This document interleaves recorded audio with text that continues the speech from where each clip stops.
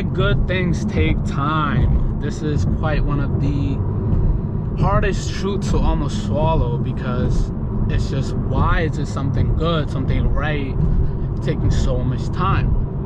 And simply because of the effort and time required to get to.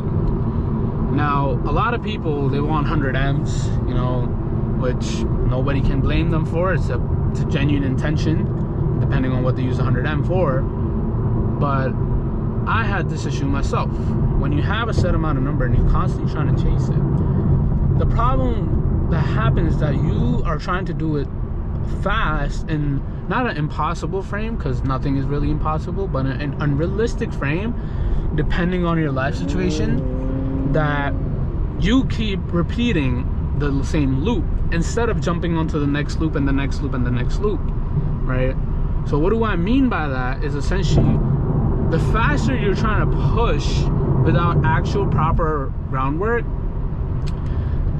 you just keep resetting the loop. That's why it's taking you so long. But then the question arises, okay, but at least at some point I'll reach it. And the answer to that is no, you won't.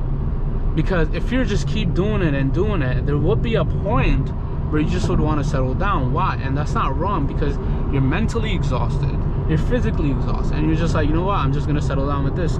That's why a lot of people settle down with, you know, a little bit of money when they wanted a lot. That's why they settle down with I don't know, something less than what they wanted, you know. And that's just simply the case.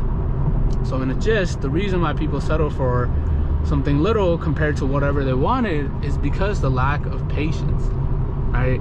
For things, big things, good things, it takes a lot of time and effort, because not many people are willing to put that work in.